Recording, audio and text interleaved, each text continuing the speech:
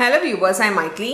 In 11th Maths Vector Algebra exercise 8.1 oda 9th sum நம்ம இந்த வீடியோல பார்க்க போறோம். Question பாருங்க. If D is the midpoint of the side BC of a triangle ABC, prove that AB vector plus AC vector equal to 2AD vector னு கேட்டிருக்காங்க. First ஒரு triangle வரைஞ்சிக்கிறேன். ABCD வந்து midpoint of BC னு கொடுத்திருக்காங்க. So AD join பண்ணிக்கிறேன். இப்போ prove பண்ணுறது AB vector. So AB vector, AC vector. So AC vector, AD vector. Direction ரொம்ப இம்பார்ட்டன்ட் வெக்டார் அல்ஜிப்ராவில். ஸோ ஏபின்னும் போது ஏலேருந்து பிக்கு வரா மாதிரி டைரக்ஷன் போட்டுக்கோங்க. ஏசியிலிருந்து ஏலேருந்து சிக்கு போகிற மாதிரி, ஏடி வந்து ஏலேருந்து டிக்கு வரா மாதிரி. நமக்கு என்ன தெரியும்னா D is a mid point of பிசின்னு தெரியும். அதனால் டி வந்து ரெண்டு ஈக்குவல் ஆஃபாக டிவைட் ஆகும். இங்கே ஈக்குவல் ஆஃபாக டிவைட் ஆனால் கூட நமக்கு டைரக்ஷன் இம்பார்ட்டன்ட். இப்போ பார்த்தீங்கன்னா நான் பிடி எடுத்துக்கிறேன், சிடி எடுத்துக்கிறேன்னு வச்சுக்கோங்களேன். BD is equal to CD, BD vector is equal to CD vector. ஏன்னா நம்மளுக்கு தெரியும் அது ரெண்டுமே ஈக்குவல். ஏன்னா D is a mid point.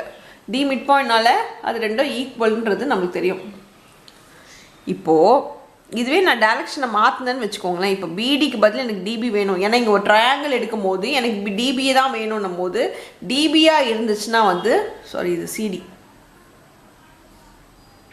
பிடி ஈக்குவல் டு டிசி, டிசி.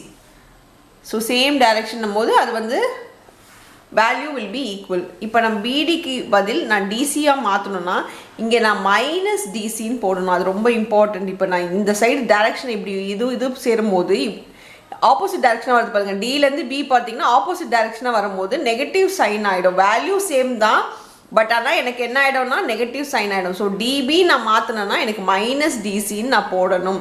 இது மட்டும் தெரிஞ்சு வச்சுக்கோங்க. ஒரு சம்திங் ஒரு வேறு ஒரு டைரக்ஷன் மாறும்போது சைன் கண்டிப்பாக சேஞ்ச் ஆகும். ஆப்போசிட் டைரக்ஷன் போது நெகட்டிவ் ஆகிடும்ன்றதை ஞாபகம் வச்சுக்கோங்க. ஸோ இப்போ நம்ம என்ன பண்ண போகிறோம்னா ஒரு ட்ரையாங்கிளுக்கும் தனியாக போடுறோம். ஏன்னா ஏபி வேணும். So AB equal to AB vector is equal to AB வெக்டார்ன்றது இப்படி வருது. அது அப்போது AD vector plus DB vector equal to AB vector plus DB வெக்டார்னு எழுதிக்கலாம். ஏன்னா இந்த இடத்துல வந்து ரீச் ஆகுறது இப்படி வந்தாலும் சரி, இதில் இப்படி வந்து ரீச் ஆனாலும் சரி, ரெண்டுமே ஒன்று தான் வெக்டாரில் பொறுத்த வரைக்கும். இது வந்து by triangle law of addition படி.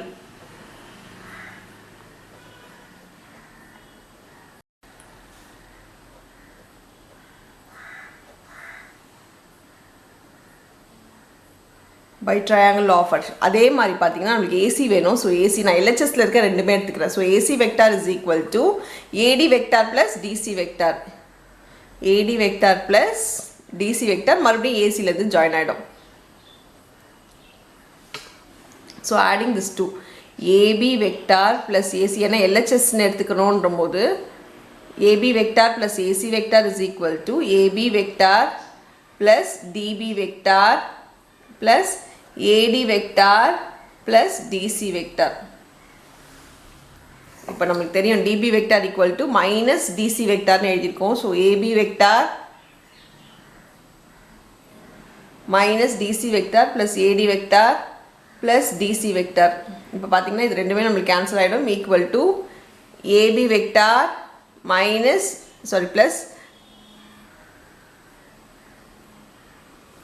இது AD vector, AD vector plus AD vector. AB is nothing but AD plus DB. So இது ரெண்டுமே பார்த்தீங்கன்னா ஏடி வெக்டார், இங்கேயோ ஏடி வெக்டார் தான் இருக்குது. This is nothing but 2AD vector. So AB vector plus AC vector equal to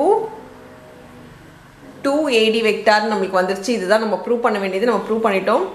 ends proved அப்படின்னு எழுதி நம்ம இந்த சம்மை முடிச்சுக்கலாம். அவ்வளோதான் இந்த சம். தேங்க்யூ.